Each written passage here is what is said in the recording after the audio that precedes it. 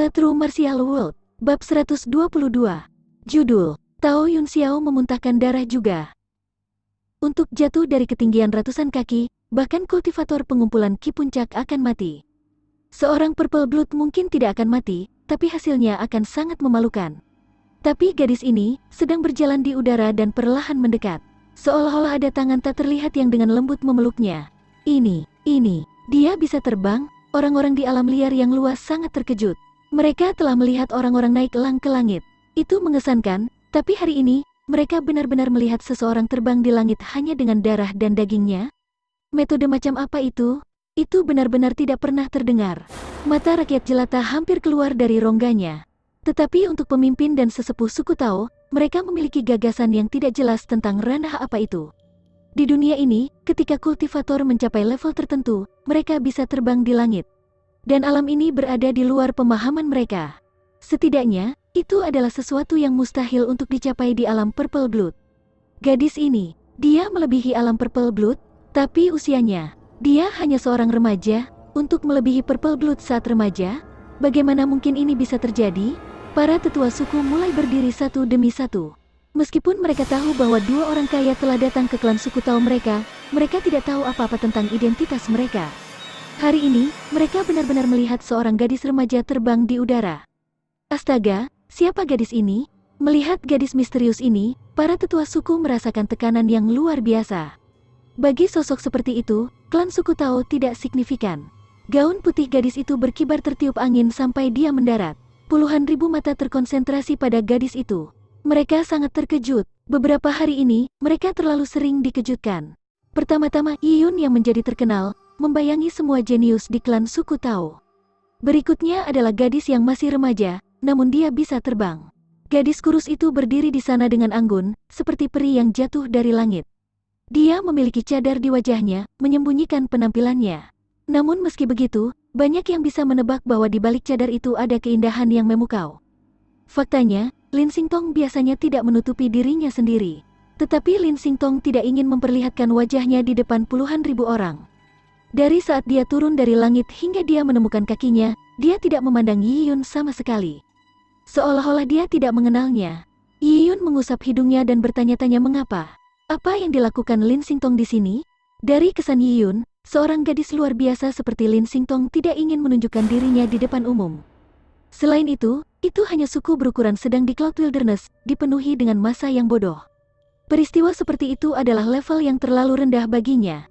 Selain Yiyun, Tao Yun Xiao setengah sadar yang terluka parah juga melihat dengan sungguh-sungguh ke arah Lin Xingtong. Meski terluka parah, dia belum kehilangan kesadaran. Pukulan mental dari Yiyun terlalu besar untuknya, jadi dengan hatinya yang cekung, dia tampak seperti kehilangan kesadaran. Tapi sekarang dengan Lin Xingtong turun dari kapal terbang, Tao Yun Xiao tiba-tiba terbangun. Dia berhenti batuk darah. Matanya tampak segar kembali. Dia bahkan bisa mengangkat kepalanya, dan bahkan berjuang untuk berdiri. Lin Xingtong adalah dewi yang dikagumi Tao Yun Xiao. Sang dewi telah turun, tapi kondisinya saat ini terlalu memalukan di depannya. Tao Yun Xiao masih tidak yakin mengapa Lin Xingtong datang. Dia melihatnya menyeka gelang interspesial pergelangan tangan kirinya, mengeluarkan botol putih dari dalam. Lin Xingtong tidak memandang Yiyun, apalagi Tao Yun Xiao. Untuk katak seperti dia yang bernafsu padanya, Lin Xingtong tidak memiliki perasaan yang baik padanya. Dia menjentikkan jarinya dengan lembut dan botol putih itu berubah menjadi kilatan putih sebelum memasuki tangan Zhang Tan. Zhang Tan dengan hampa menangkap botol putih itu, tetapi tetap bingung. Bibir Lin Xingtong bergerak sedikit dan mengirimkan beberapa kata. Setelah itu, tubuhnya mulai melayang saat dia kembali ke kapal terbang di langit. Di bawah pengaturan langit merah, sosok putihnya membuat pemandangan itu semakin indah. Orang-orang melihat dengan kaget, apakah dia manusia, atau apakah dia peri? Zhang Tan masih memegang botol di tangannya seolah linglung. Dia membuka tutupnya dengan ragu-ragu. Dua ramuan hijau meluncur keluar dan aromanya menyerang lubang hidungnya. Zhang Tan menelan air liur. Sial, itu sebenarnya ramuan hijau. Dia memang layak sebagai murid Grandmaster Su Jie. Dia adalah mutiara dari keluarga Lin kuno. Dia adalah gadis luar biasa yang suatu hari bisa menjadi istri putra mahkota kerajaan suci Taya. Dalam satu kesempatan, dia telah memberikan dua ramuan hijau. Menggunakan ramuan yang sangat berharga untuk mengobati luka fisik adalah pemborosan. Setelah gadis itu terbang kembali ke kapal terbangnya, perhatian orang-orang sekarang tertuju pada botol putih yang dia tinggalkan. Mereka sudah menduga bahwa ada ramuan di dalamnya. Dan ramuan itu pasti sangat berharga. Hanya berdasarkan kekuatan dan identitas gadis itu, dapatkah hal-hal yang dia keluarkan menjadi normal? Dan ekspresi Zhang Tan dengan tegas menegaskan hal ini. Obat mujarab yang bisa mengubah ekspresi 1000 klan Jin Longwei pasti tak ternilai harganya. Tetua suku Tao tiba-tiba berubah iri. Tanpa ragu, 2 pil yang khusus diterbangkan Lin Xingtong dari kapal terbangnya untuk diberikan, adalah untuk yang terluka. Mereka tidak tahu mengapa Lin Xingtong melakukannya.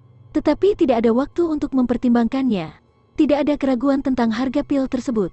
Jika salah satu dari 2 pil diberikan kepada Tao Yunxiao, maka dia akan dapat pulih lebih cepat dari luka-lukanya. Bahkan darah yang hilang akan segera terisi kembali. Dengan demikian, efek samping dari cederanya akan dikurangi seminimal mungkin. Pemimpin dan tetua agung penuh dengan antisipasi. Mereka tidak tahu bagaimana pil itu akan didistribusikan, tetapi sepertinya setiap orang diberikan satu.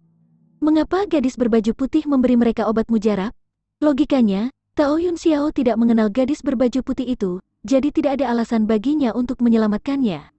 Selain itu, latar belakang Yi Yun lebih buruk. Dia hanyalah anak miskin dari klan suku kecil, jadi dia cenderung tidak mengenal gadis luar biasa ini. Jadi, kecil kemungkinan gadis berbaju putih itu secara khusus meninggalkan pil untuk Yi Yun. Alasannya pasti karena sifat baik dari gadis berbaju putih. Dia telah melihat bibit yang mereka rawat sakit, jadi dia memutuskan untuk meninggalkan obat yang berharga itu agar mereka sembuh. Bahkan mungkin saja dalam pertempuran terakhir, Tao Yunxiao mungkin kalah, tetapi untuk menang, dia telah menghabiskan darahnya sendiri untuk bertarung dengan gagah berani. Tindakan ini mungkin telah menyentuh gadis berbaju putih, sehingga dia memberikan obat mujarab. Para tetua suku datang dengan banyak cara untuk menjelaskan dalam waktu singkat, tetapi itu tidak penting. Yang penting ramuannya ada di sini, Tao Yunxiao terselamatkan. Berbaring di tanah, Tao Yunxiao mendapatkan harapan. Peri turun ke dunia ini untuk menyelamatkanku. Itu terlalu bagus. Dengan obat mujarab ini, aku akan bisa pulih dengan cepat. Ketika itu terjadi, aku akan bekerja keras untuk berkultivasi. Dalam waktu beberapa bulan, aku akan menerobos ke alam Purple Guild dan mengalahkan bajingan kecil itu. Aku akan membuat anak itu membayar harganya. Tao Yunxiao berteriak di dalam hatinya. Saat ini, Zhang Tan sedang berjalan ke arena dengan pil di tangan. Zhang Tan masih bingung, hubungan apa yang dimiliki anak ini dengan Pri Lin, sehingga Pri itu sangat menyukainya? Tangannya baru saja disayat oleh pedang, meskipun lukanya dalam dan telah melukai tulang dan uratnya, karena seorang kultivator luka seperti itu dapat sembuh dalam beberapa hari dengan pengobatan biasa. Paling-paling dia akan melewatkan beberapa hari pelatihan. Menggunakan ramuan hijau berarti membuat gunung dari sarang tikus mondok. Kecuali, Pri Lin ada hubungannya dengan orang ini? Ini sangat tidak mungkin. Dia hanya anak dukun dari klan suku kecil. Bahkan jika dia bertemu Pri Lin saat memetik tumbuhan, mereka tidak akan banyak berinteraksi. Bagaimanapun, untuk orang yang bertubuh seperti Lin Xingtong, tidak hanya Yi Yun, bahkan Zhang Tan juga dianggap sebagai anak kecil. Jika bukan karena dia memiliki misi di Cloud Wilderness, dan untuk menyerahkan surat itu kepada Su Jie, dia tidak akan pernah berinteraksi dengan Lin Xingtong. Bahkan dia tidak bisa mengenalnya, apalagi Yi Yun. Terlepas dari itu, Lin Xingtong telah memberikan ramuan hijau untuk Yi Yun, yang membuktikan bahwa Yi Yun sangat penting bagi Lin Xingtong. Jika demikian, aku harus memperlakukan Yi Yun dengan lebih hormat. Zhang Tan mulai memiliki pikiran bodoh saat dia mendekati arena. Tao Yunxiao berada di sudut arena, jadi Zhang Tan harus berjalan melewatinya untuk mencapai arena. Tao Yunxiao menatap dengan penuh semangat. Zhang Tan berjalan semakin dekat. Mata Tao Yunxiao menatap botol di tangan Zhang Tan tanpa berkedip. Nafasnya bertambah cepat saat dia semakin bersemangat. Dia bahkan bisa mencium aroma obat. Rasanya seperti hanya menciumnya saja sudah menyegarkannya, membuatnya merasa jauh lebih baik. Obat semacam ini tidak hanya akan mengisi kembali kekurangan darahnya, tetapi juga akan membuatnya melangkah lebih jauh. Berpikir dia memiliki berkah tersembunyi, Tao Yunxiao sangat bersemangat. Surga masih memperlakukan aku dengan baik. Gadis misterius itu adalah berkah dari surga. Aku harus menghargainya dengan baik. Karena aku telah bertemu dengan Dewi seperti itu, aku harus mengambil kesempatan ini. Dia mungkin tidak menyelamatkan aku karena dia menyukaiku, tetapi karena kenyamanan. Tapi apapun yang terjadi, aku akan mengingat kebaikan ini. Di masa depan, saat aku tumbuh dalam kekuatan, aku pasti akan memperlakukannya dengan baik. Tao Yunxiao memiliki semua pemikiran ini. Depresi dan rasa sakit karena kekalahan dari Yi Yun telah tersapu. Para tetua suku di sekitarnya juga penuh antisipasi. Dengan 2 pil, masuk akal untuk berpikir bahwa setiap orang akan mendapatkannya. Tapi, luka Yiyun tidak membutuhkan obat yang bagus. Tapi Tao Yun Xiao, lukanya lebih parah dan dia mengeluarkan darahnya. Kedua pil itu harus digunakan pada Tao Yun Xiao. Adapun Yiyun, obat normal Jin Longwei akan berhasil. Saat para tetua memikirkan hal ini, Zhang Tan hanya berjarak 1,5 meter dari Tao Yun Xiao dan terus mendekat. 4 kaki, 3 kaki, 1 kaki. Karena luka dan rasa sakitnya, Tao Yun Xiao memasang ekspresi bengkok. Dia memaksakan dirinya untuk tersenyum dan dengan susah payah, mengulurkan tangannya sambil melihat ke arah Zhang Tan, berharap untuk menerima botol di tangan Zhang Tan. Tapi, Zhang Tan tiba di Tao Yun Xiao dengan botol di tangannya. Seolah-olah dia sedang memikirkan sesuatu. Dia tidak menundukkan kepalanya sedikitpun, dan dia juga tidak memperlambat langkahnya.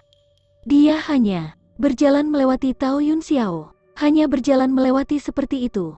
Berjalan melewati seperti itu. Lewat seperti itu. Seperti itu. Tangan Tao Yun Xiao yang terulur membeku di udara. Senyum yang dia tunjukkan dengan susah payah benar-benar dipadatkan. Tao Yun Xiao merasakan telinganya mendengung. Pada saat itu, rasanya seperti 100 orang menjejakkan kaki ke depan, dan dengan 100 sepatu tanpa ampun menginjak wajahnya. Semua darahnya melonjak ke wajahnya. Dia sudah terluka parah dan kondisinya bermasalah. Sekarang, karena rasa malu dan amarah, pembuluh darahnya telah membesar, menyebabkan dia hampir pingsan. Tetapi Tao Yun Xiao masih memiliki harapan bahwa Zhang Tan baru saja memberikan 1 pil kepada Yiyun, dan akan memberinya pil lainnya ketika dia kembali. Dia menahan amarahnya dan melihat punggung Zhang Tan. Ini keterlaluan. Hanya karena Yiyun memiliki masa depan yang cerah, kamu memperlakukannya lebih baik dengan memberikan pil kepadanya terlebih dahulu? Para tetua suku di sekitarnya semua memiliki ekspresi mengerikan di wajah mereka. Ketika Zhang Tan benar-benar mengabaikan Tao Yun Xiao dengan berjalan melewatinya, mereka merasa seperti telah ditampar keras di wajah. Mereka menyadari bahwa segala sesuatunya tidak berjalan seperti yang mereka pikirkan. Mungkinkah kedua pil itu untuk Yiyun? Apa itu? Dia hanya memiliki luka yang dangkal, mengapa dia membutuhkan obat yang begitu berharga? Banyak tetua suku dan orang-orang dari klan suku Tao, termasuk Tao Yun Xiao, menyaksikan tanpa daya saat Zhang Tan berjalan ke sisi Yiyun. Dia kemudian menyerahkan kedua pil ke Yiyun. Zhang Tan yang awalnya tegas dan tidak tersenyum tiba-tiba menunjukkan senyum ramah. Zhang Tan memiliki ekspresi ramah yang belum pernah terlihat sebelumnya. Dengan nada yang ramah, dia berkata pada Yiyun, "Adiki, ini ramuan hijau. Ini adalah obat yang bagus." Nona Lin memerintahkan, dari 2 pil ini, untuk makan 1 pil dan menggiling yang lain dengan air dan mengoleskannya ke lukamu. Sebelum besok, lukamu akan sembuh total. Juga, perlahan-lahan cerna potensi obatnya. Ini akan bermanfaat untuk kultivasimu. Kata-kata Zhang Tan seperti kutukan yang bergema di atas arena. Para tetua suku memiliki pendengaran yang baik, jadi bagaimana mungkin mereka tidak mendengarnya? 2 pil, untuk makan 1 dan haluskan lainnya dengan air dan oleskan ke lukamu. Dia baru saja dipotong oleh pedang di tinjunya. Pemborosan seperti itu tidak masuk akal. Puah, tidak jauh dari arena, Tao Yun Xiao, yang jantungnya telah melemah karena kehilangan darah, tiba-tiba memuntahkan lebih banyak darah. Penglihatannya menjadi kabur saat otaknya berdengung. Dengan itu, dia menjadi lemah dan jatuh ke tanah. Kotak obat berat yang berisi lucidum dan notwit dijatuhkan oleh Tao Yun Xiao. Segala macam tumbuhan berusia ratusan tahun tersebar ke tanah. Dalam pikiran Tao Yun Xiao, dia hanya bisa memikirkan sosok cantik Lin Xingtong saat dia perlahan terbang turun dari kapal terbang. Kali ini, Tao Yun Xiao benar-benar pingsan. Dia telah menyakiti hatinya karena amarahnya dan pingsan. Cedera akibat kehilangan darah menjadi lebih buruk.